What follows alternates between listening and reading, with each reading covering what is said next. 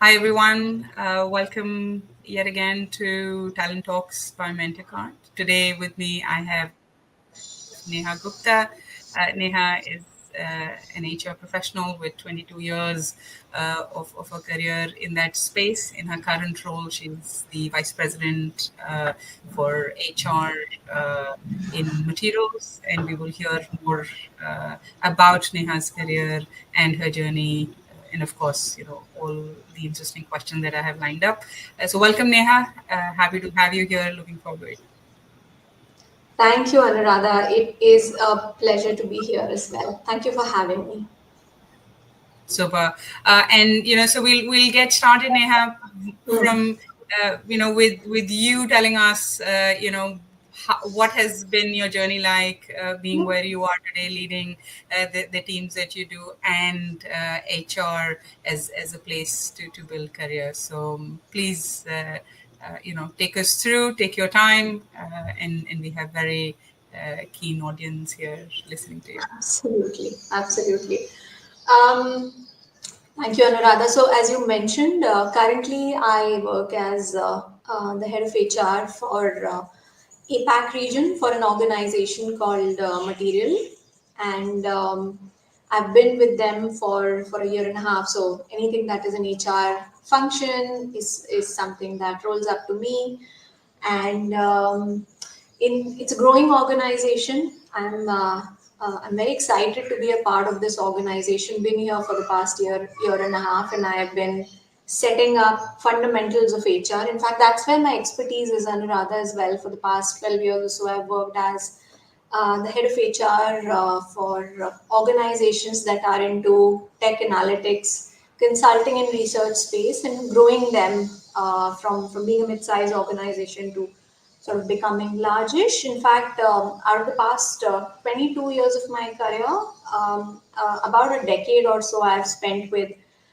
Tesco Group with their analytics organization called dunnhumby in Gurgaon in London, where I've grown the research, product, engineering, tech, those kind of practices as their head of HR in sort of various roles, locationally and regionally. A lot of body of my work for the past um, 7 or 8 years, and even more, I would say, but majorly for the past 7 or 8 years has been into leadership coaching. So, if you grow leaders within the organization holistically, then that has a huge impact on culture, diversity and inclusion, and what that really means in the context of India, in the context of APAC or whatever region you're supporting. I think that's been a major part of my work, and employee engagement, where how do you engage people beyond the traditional ways in which HR does, right? How do you make sure that people don't wake up in the morning, Monday morning, and have a sick feeling in their stomach? They're looking forward to coming to work. So,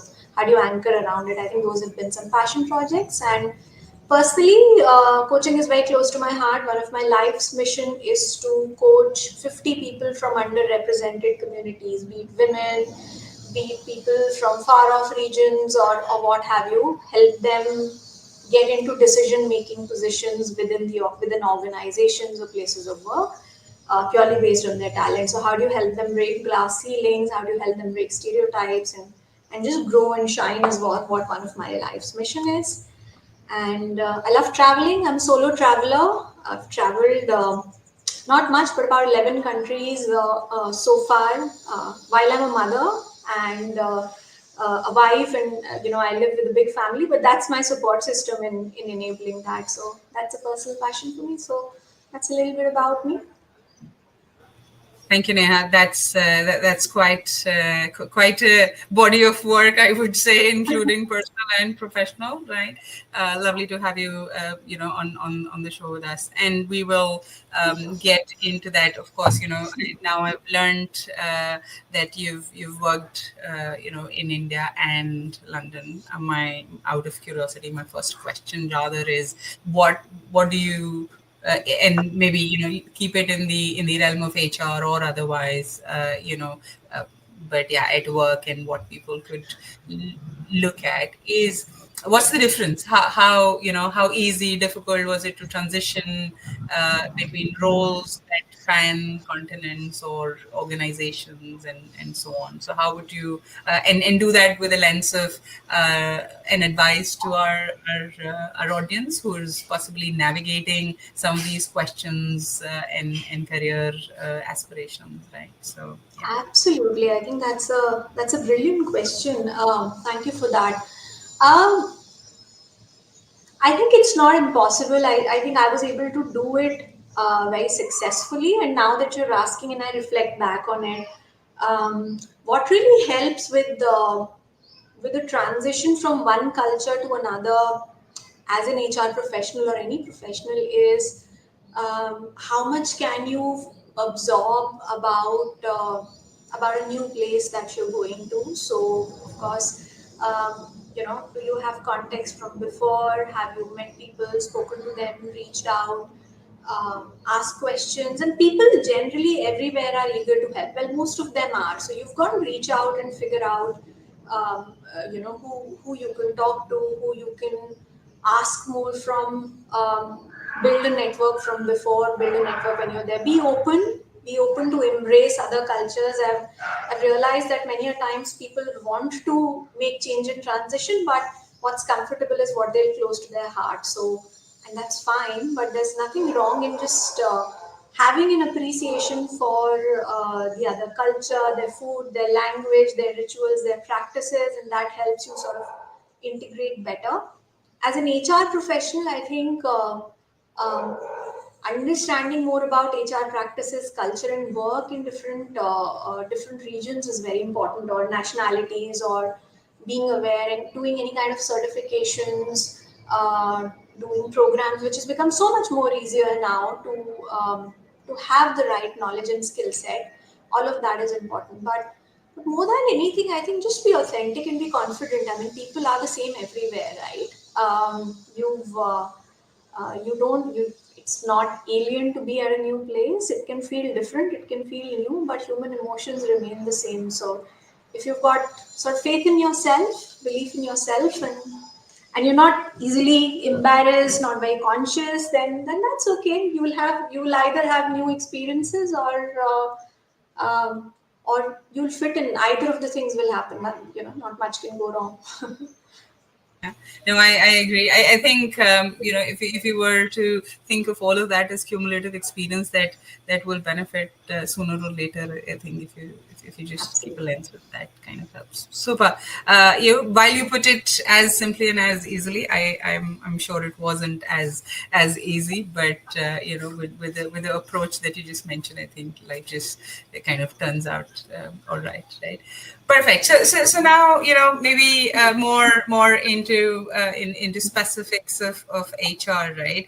Now being a leader, having in that position of influence, what's how, and maybe in the context of what your current employer does or in general that you've observed, what's happening in terms of modern workforce shifting from whether it's post pandemic, whether it's expectations from employees, from employers, and again from a lens of how you as a HR leader have possibly seen that and influencing what's happening in that realm. Yeah, of course. I mean, it'll be cliched to say lots is changing because it is. Mm-hmm. Uh, I think what's interesting is, and of course, if you look at different organizations, from those wanting to go back to what it was before, what felt normal, a 5-day work week, be in office, the hustle, to those saying, well, we are absolutely okay with everybody being remote. What Spotify has done recently. There's a whole spectrum, right? And then there are, but anybody who's wherever they are, whatever they believe in as far as the change is concerned, some feel the old ways were better, some feel the new ways were, but those who've not even accepted the change are going through their own change journey, which is very interesting to me. So those who still believe that the world needs to go back to where they are. When I look at it with the lens of a coach, when I look at with the lens of a counselor, which is what I do, you can see that everybody has gone through a change or a transition, whether they realize it or not. And some of the top leaders in the world, for instance, are going through changes and they don't realize it. The more you read about those case studies and things, you see it.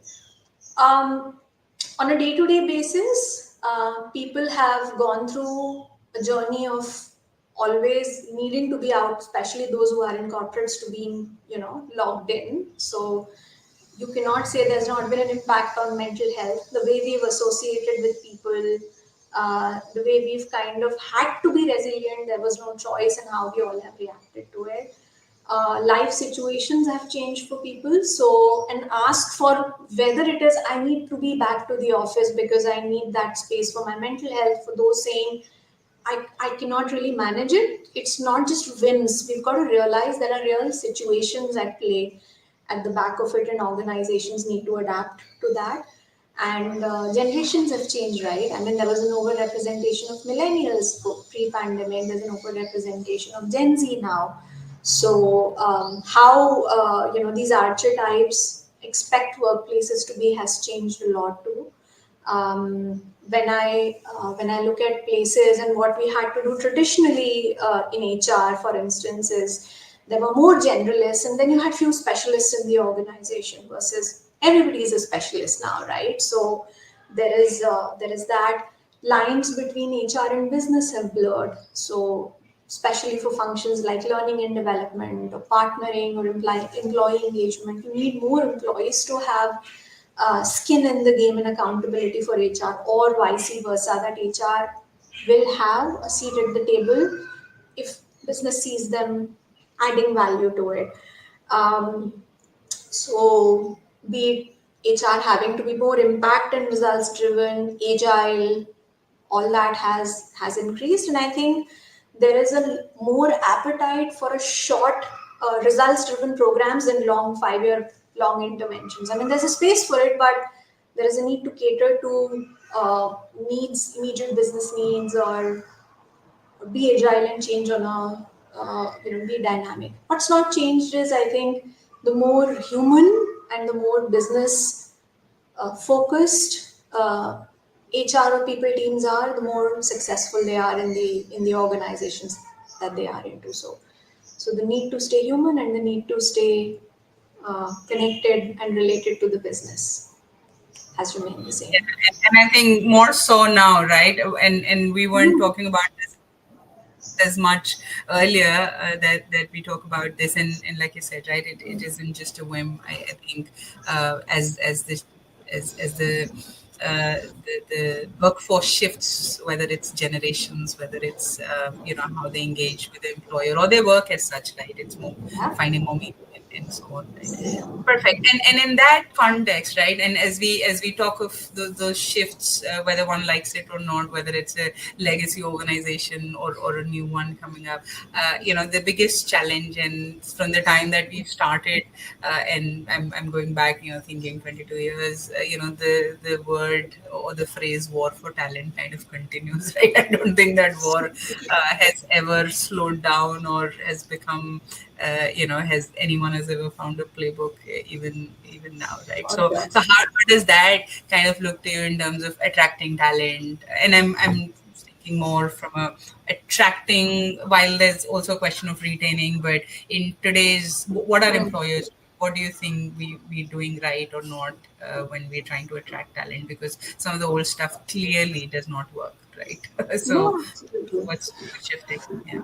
Correct. You're right. I think it's been decades that McKinsey brought forward the war of talent concept, and that's not changed for sure. And at least not in this part of the world. If anywhere else, there is a constant war for talent. I think Mercer's done some interesting work, which they've labeled under work different, and they talk about organizations needing to change their mindset from people who work for them being employees to contributors. So, um, as I said, as generations have changed, or people's orientation to work, or pandemic, or what have you, that has changed. People do not look at themselves as employees in the traditional sense. For them, how they're adding value, how that is getting recognized is extremely important. I'm going to also call out the elephant in the room. I think the way layoffs had happened. Now, for some organizations, it was a necessary evil. Others just rode the wave, but that has changed people's mindset as well, as they've seen. I think everybody's been impacted either directly or indirectly. Some have lost their employment.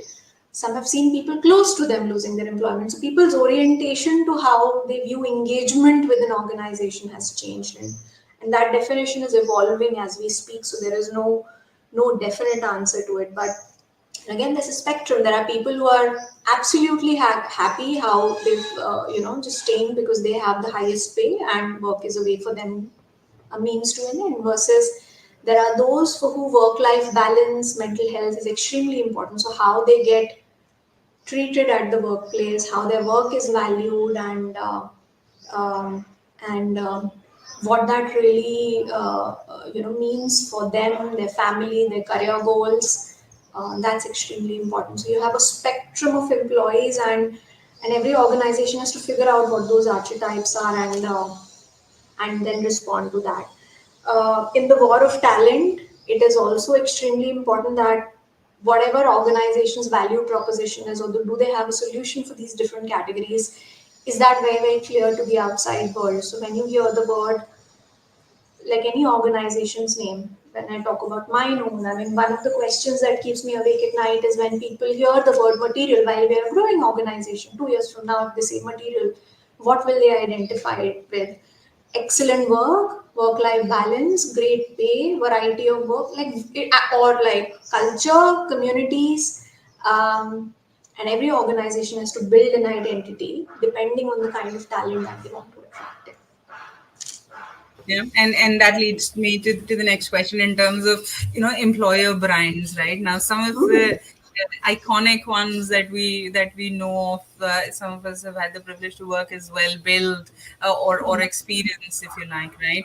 How do you think organizations today, and again, any name for that matter, some that are starting, Yeah. are still figuring it out. How important is it? And for those who've already had, some brand identity that we always associated, whether, like you said, right, whether it was work life or good culture or great leadership or great products or whatever, right? How do you think employers today see or engage with that brand identity? Is it something that's evolving, changing too soon, too convenient to change? How do you see some of that shifting?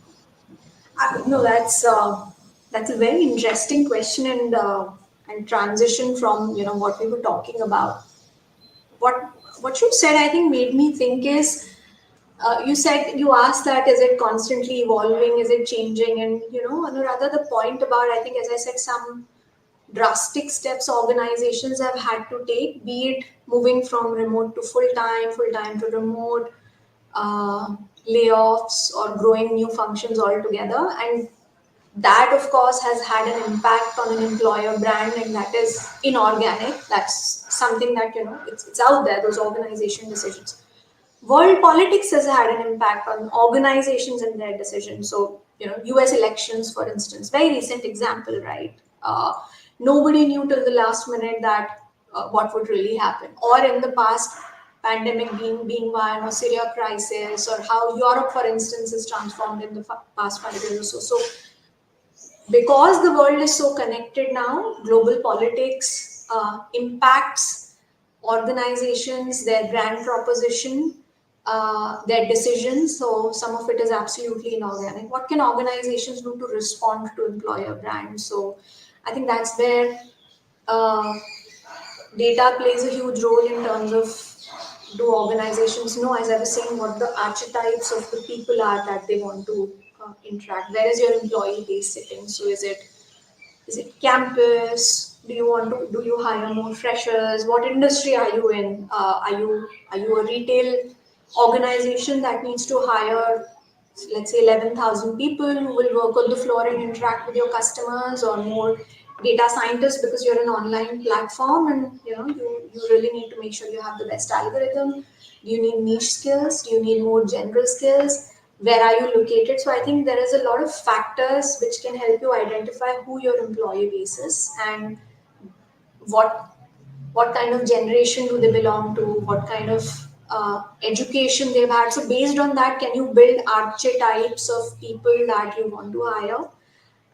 And then use, be it social media, be it your engagement strategy, um, to then build an employer brand. And keep in mind, like one thing that I see is that you many a times people will try to shy away or dissociate themselves with what is available about them on social media, right? I mean, it's like burying your head in the sand, and with the way an ostrich will do so. So authenticity becomes really important. You've got to own what is out there about you, and then talk about, if it's good stuff, own it up and be humble about it. And if it's not something that you're really proud of, you've got to be humble about it and talk about what you're going to do to address it. But shying away from it, being defensive as an employer, or not addressing it is not really helpful. And while a lot of organizations will hire people or teams dedicated to employer brand, or think it's just the job of talent acquisition or HR, I think that's where HR has a role to play, to constantly reinforce that employer brand is everybody's responsibility. Leaders have to be thought leaders. Like everyone who's out there is representing the organization. So that's the way I look at it. Is it evolving? Yes, it's constantly evolving indeed. Yeah, and I think it's one of those. Well, I don't think that there are too many aspects of HR that are easy, but this is definitely Hmm. one which is which is extremely long term. While you do stuff in the now and here, but some of us or organizations would possibly live to see the impact of that. And then that kind of takes me to the next question is the HR colleagues, right? And it's hard, right? You have a running machine in terms of transactions that one needs to bring in and continue to serve the organization, the colleagues, as HR. And then there is this deep stuff, long term, intangible in the near term, but possibly far more tangible in the long term. Do you think HR, the the talent that we have in HR, can it handle? Do we have enough of that resilience within our own HR teams to be able to continuously push, influence, nudge, if you like, or partner with business? Is business listening? Yeah, the honest answer is I don't know, and I think the reason I said it, it's provocated, but the reason I said it is that's what HR needs to do. We've got to sometimes just go back and say I don't know, and I need help, uh, and I need people to anchor. So I'll give you an example of a recent large employee conversation we were having, where somebody reached out and mentioned in one, or asked in one of the organization town halls, what are we doing about our employer brand? As I said, my forte has been working with brands to help establish themselves. That's where I get the thrill. So great cultures, but putting them out there. So one such organization, somebody asked a question in a town hall, and the CEO responded and said, well, you are the employer brand. So every time, it's really interesting. While people should absolutely be able to go back and give authentic feedback about an organization, and that transparency, that independence, that needs to be there for sure. There's a very thin line with the consumeristic world that we are becoming, is to diss the institution that, I see school students. I have a 10-year-old son, and I see that group of students where they look at everything as a consumer. There's a lens that is there to say, is the school great or not? And there are qualifiers, right? People will do that for their colleges, they will do that for their employers, where you look at everything and say, am I getting the service that I need to? And that's great. I mean, there's nothing wrong in it. But I think somewhere the buck needs to stop, or the realization needs to come in that if you just a critic about an institution that you're associated with and not really responsible to build it, well, that is what goes on your resume as well, right? So if the organization that you're a part of, it's pathetic, let's say for argument's sake, and you've not done anything to make it better, 5 years later it is there on your resume, is a pathetic organization, unfortunately. So one of my asks is to say, well, it's not just HR's job. We can help you, but employer brand is everybody's job, right? Apple, for instance, is an aspirational company, or was, let's say, I mean, for argument's sake, right? A lot of people will look at Apple as a brand they want to associate with, but Apple didn't great become only because they had a great HR. Apple became great because it has a great work culture. Apple has, which has been built by people, or it has great work or design or innovation that people have built, that leaders have percolated, and then people have grasped it. And that is what you kind of sometimes just need to keep reinforcing with people time and again, that is HR resilient? Yes, but is it, if the definition of resilience is that, is it HR's responsibility? You can make it, but that's not going to help you in the longer run as a brand. Super. Yeah. I'm sure those who are then, kind of listening to this are also making some good decisions about what HR is and it isn't, right? Yeah. Great. And you spoke about coaching being another of your passion projects and your own Yeah. drive to do that. And maybe this is to do with all leaders becoming coaches or wearing that aspect or that hat when they lead. Keeping that for aside for a moment, but in general, right? How much is the leadership is then invested in their own teams or next generation succession, all of that, to be really bringing them up in the organization, right? So it's not just HR's job, we understand, to train people. I mean, you can always train them, you have Ellen and the likes, but the whole organization kind of lifts itself up when every leader is out there doing their bit as a leader, as a coach, mentor, right? Is that also a realization or a shift that you see now that everyone's evolved and we all appreciate how much coaching matters, how much on the job experiences matter, how much people or younger generations kind of look up to their seniors and so on?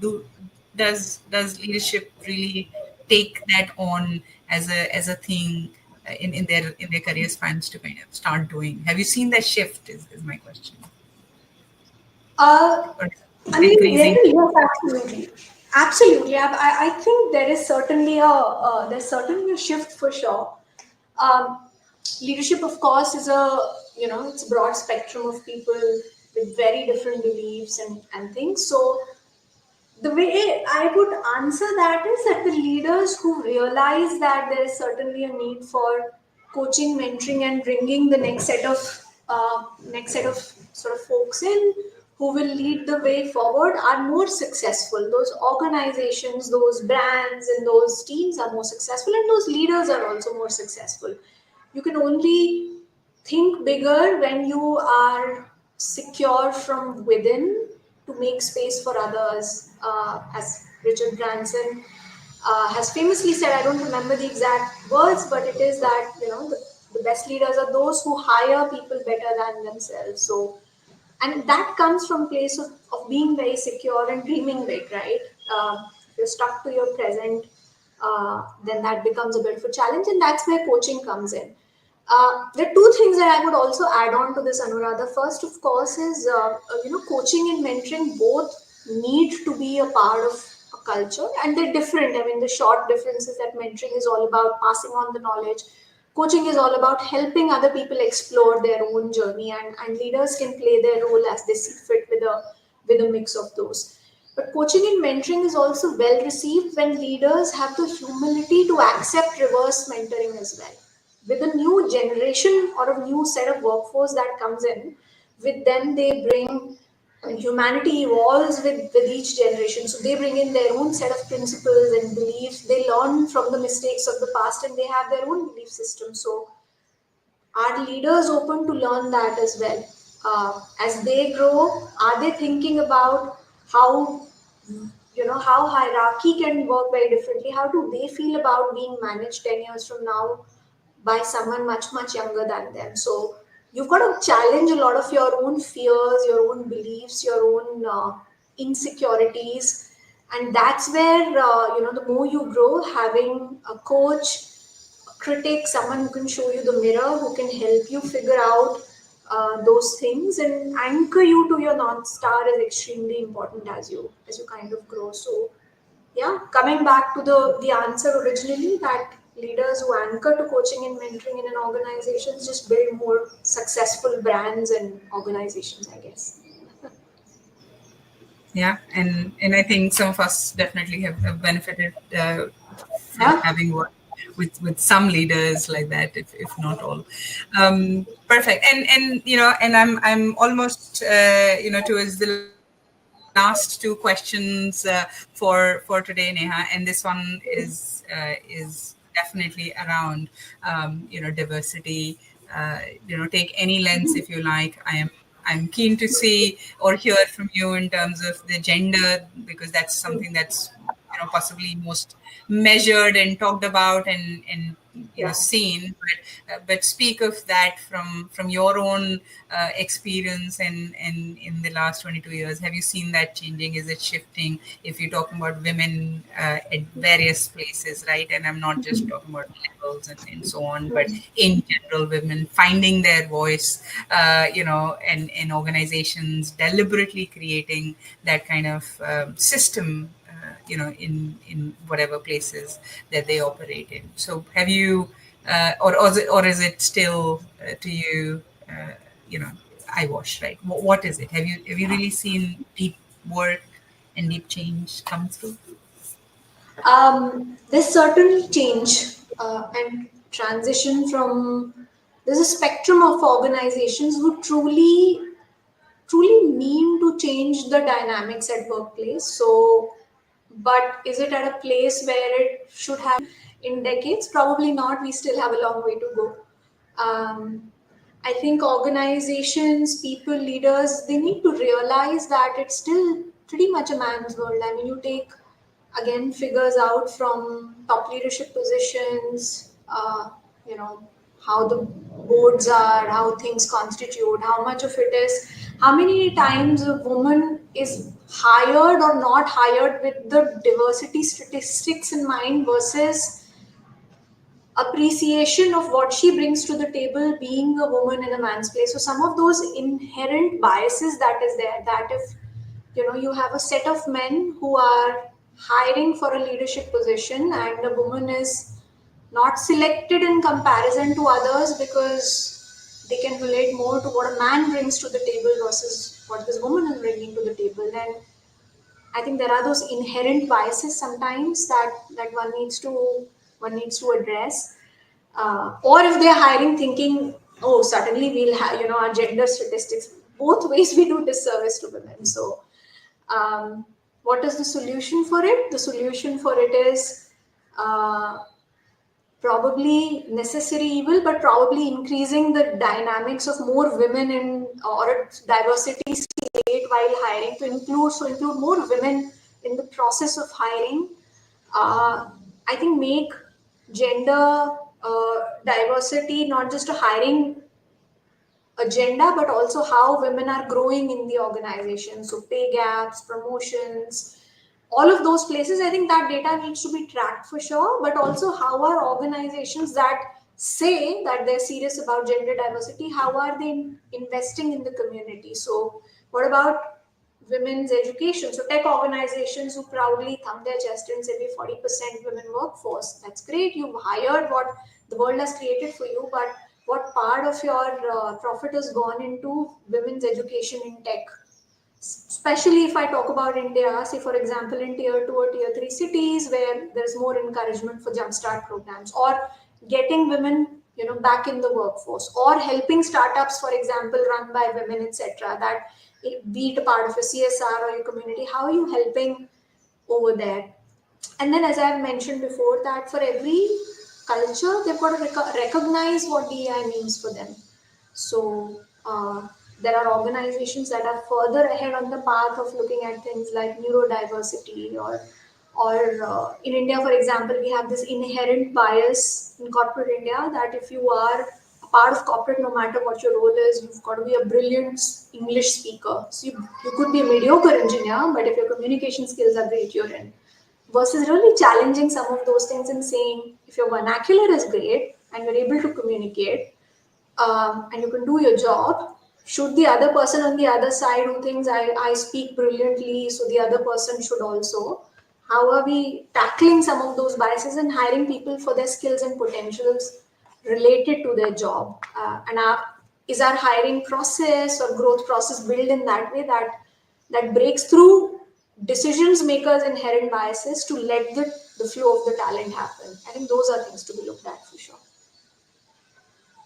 Absolutely. Yeah. It can't be easy because if it was, it would have happened It would anyway. happen for sure, for sure. All right, cool. Yeah, no, but yeah, I mean, the fact that, leaders like yourself and those we get to talk to Hmm.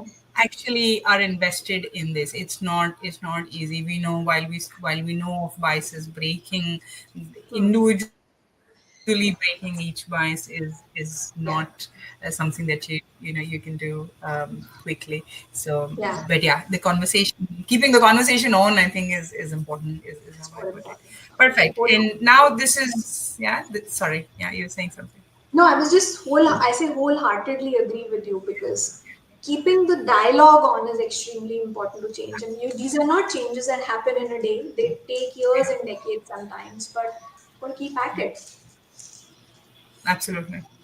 And with that, yeah, like the ultimate question and more of a offer to kind of advise again for our listeners, our young aspirants, people or colleagues who are somewhere there in their journeys, either have shifted to HR or wanting to get into HR.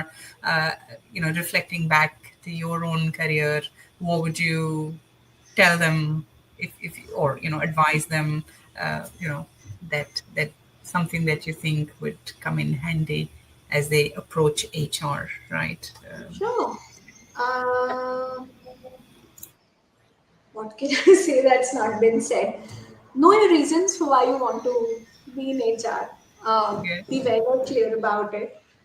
And understand how will you add value. So whatever experience that you're carrying from before, maybe you've directly picked up a career in HR, maybe you've moved from a parallel function to HR. So whatever you've learned, how can you leverage skills, knowledge, attitudes from there to make life around you better, processes around you better, bring in more efficiencies? And I think HR professionals always need to keep in mind. I mean, HR is inherently a part of the business, right? So you are the voice of people with the business, and you are the voice of business for the people. So you're somewhere in the middle. So um, having a pulse of what the sentiment on the ground is, and being very very clear about what the organization's current state is. I think that's important. One question that I repeatedly keep asking in teams that I'm not just leading, HR team that I'm leading, but I'm a part of, is,